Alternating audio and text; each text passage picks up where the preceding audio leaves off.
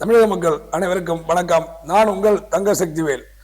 கடலூர் மாவட்ட கழகத்தையும் மாவட்ட மக்களையும் அனைத்து தரப்பிலும் காப்பாற்றி அவர்களுக்கு தேவையான உதவிகளை செய்து மக்கள் கடலூர் மாவட்டத்தை சிங்கப்பூர் மாதிரி மாற்றியிருக்கார் எங்கள் வேளாண் துறை அமைச்சர் மாண்புமிகு MRK பன்னீர்செல்வம் அவர்கள்.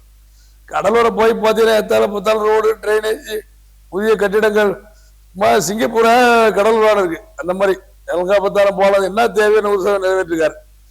வடலூர் வந்து அமைதி பூங்கா, அந்த பன்னிலாம் மேய்ச்சிட்டு இருந்தது அந்த வடலூர் சந்தைக்கு பக்கத்துல அந்த ஏரியில. அதெல்லாம் சுத்தி வாக்கிங் போற மாதிரி நல்லா ஃபுல்லா நடைமடை போட்டு ஃபுல்லா பூங்கா போட்டு அமைதி பூங்கான்னு அமைதி பூங்காவா மாற்றிட்டார். அமைதி பூங்காவா ஆயிடுச்சு. ஏரி பண்ணி மேய்ச்சிட்டு கிடந்த இடம்லாம் இப்ப வடலூர்ல இருக்கலாம். காலையில போனா வடலூர் ராமலிங்கம் படத்துல இலவசமா சாப்பிடலாம். சாப்பிட்டு நேரம் வடலூர் வந்தா ஏரிக்கு வந்தா வாக்கிங் போலாம், பொழுதுபோக்கலாம், பிள்ளைங்க உட்காந்து படிக்கலாம், நடைபயிற்சி மேற்கொள்ளலாம். அப்படி பண்ணிட்டாரு. அதே மாதிரி வடலூர் நகராட்சியா மாத்திட்டாரு. அது நகராட்சியில சேராத கிராமம் எத்தனை கிராமம் வேணாண்டாங்களோ அவங்கெல்லாம் ஒதுக்கிட்டாரு. விருப்பம் மட்டும் நகராட்சி வந்து வடலூர் நகரம் டெவலப் ஆயிடுச்சு. அதே மாதிரி குறிஞ்சிப்பாடிக்கு புதிய பஸ் நிலையம், பேருந்து நிலையம் எல்லாம் சிறப்பாக கட்டி கமிட்டி ஒழுங்குமுறை விற்பனை கொடுத்த சிறப்பாக்கி அங்க ஒரு கெஸ்ட் ஹவுஸ்லாம் தங்கி யாரும் அதிகாரி மேலிடத்துல இருந்து யாரும் வந்தாலும் தங்குற மாதிரி அரசு வந்தா சிறப்பா பண்ணிட்டாரு. கடலூர் மாவட்டத்துல எந்த இடத்துலயும் சாலை வசதியோ மருத்துவமனையோ பள்ளி கல்லூரி கட்டிடமோ பள்ளிக்கூடமோ இல்லாததே கிடையாது. அது ரேஷன் கடையில எல்லாம் துணை கடை திறந்து, அதாவது பக்கத்து ஊர்ல இருந்து நாங்க வந்து வாங்கணும். அவங்க வீட்டுக்கிட்ட போட ஒரு 200 வீடு இருந்தா ஒரு ரேஷன் கடை போட்டு தொகுதியில மக்களுக்கு தேவையான அனைத்தையும் கலக்கிட்டார். மக்கள் மன்றத்துல என்றும் நிலைத்து நிற்கிறார். யாரு எந்த குறை சொன்னாலும் கூட்டு கேட்டு, அதே மாதிரி அமைச்சரோட உதவியாளர்கள் அது மாதிரி என்ன கேட்டாலும் தொகுதியில இருந்து இருந்தாலும் சரி மாவட்டத்திலும் சரி அவங்களை கூட்டி விசாரிச்சு சிறப்பா அவங்க தேவையை நிறைவேற்றி அனுப்புறாங்க. அதனால மக்களின் மனதில் என்றும் நீங்கா இடம் பிடித்து எங்கள் அண்ணன் வாழ்ந்து கொண்டிருக்கிறார் வேளாண் துறை அமைச்சர் அவர்கள். அப்புறம் கடந்த வெள்ளம் ஏற்பட்ட போது, வெள்ள நிவாரணத்தின் போது வெள்ளம் வந்து வந்தவன் வராதவன் எல்லாருக்கும் மாவட்டம் இருக்கிற அனைத்து விவசாயிக்கும் அவங்கவுங்க வச்சிருக்க நிலத்துக்கு தகுந்த மாதிரி 25,000 இருந்து 10 லட்சம் வரைக்கும் வாங்கிருக்காங்க. அவங்க வச்சிருக்க நிலத்துக்கு பொறுத்து எல்லாம் பணத்தை வாரி வழங்கிட்டார். அதே மாதிரி வேளாண் துறைக்கு இந்தியாவிலேயே முதல் பட்ஜெட் போட்டு அந்த பெருமையை கடலூர் மாவட்டத்துக்கு கொண்டு வந்து கொடுத்திருக்காரு. அந்த கடலூர் மாவட்டத்துல தமிழ்நாட்டுக்கு முதல்ல பட்ஜெட் போட்டது யாருன்னா கடலூர் மாவட்டத்துல MRK பன்னீர்செல்வம் என்ற வரலாற்றில் இடம் பிடித்திருக்கிறார்.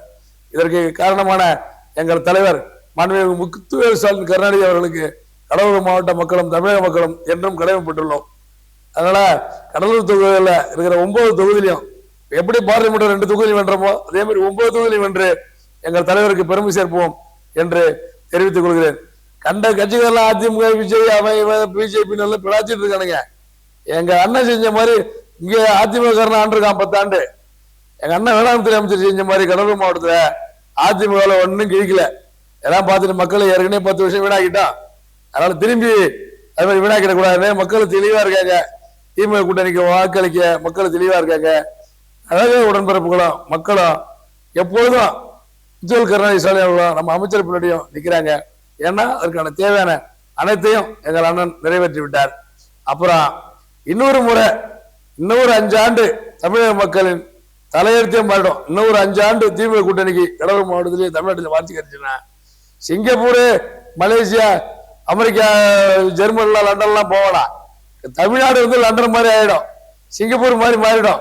எல்லாம் போய் என்னாச்சு, எல்லாம் கூட வெளிநாட்டுக்கு போவோம். எங்க போவோம்? அரபு நாட்டுக்கு போவோம், கல்ஃப் போறான், மலேசியா போறான், சிங்கப்பூர் போறான், அமெரிக்கா போறான்மா.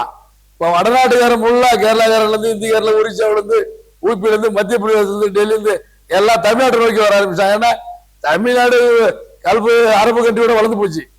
புரியுங்களா? நான் சொல்லல, மத்திய அரசு சொல்லுது. சுகாதாரத்துல முதலிடம், பொருளாதாரத்துல முதலிடம், தனிமனித வளர்ச்சியில முதலிடம், கல்வியில முதலிடம், ஒவ்வொன்றிலும் முதலிடம் பெற்றிருக்கோம்.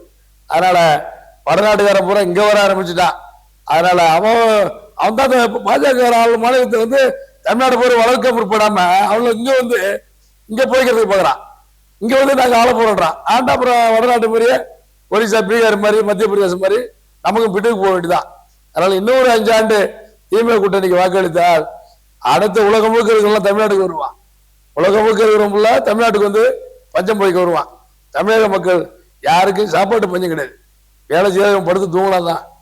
வேலை செய்யற அத்தனை பேருக்கும் ஒரு வீட்டுல 4 பேர் இந்த வேலை செஞ்சா 1000 ரூபாய்க்கு ஒன்று வேலைக்கு வர மாட்டேங்கிறான். எல்லாம் இந்திக்காரன் கொண்டாந்துட்டான்.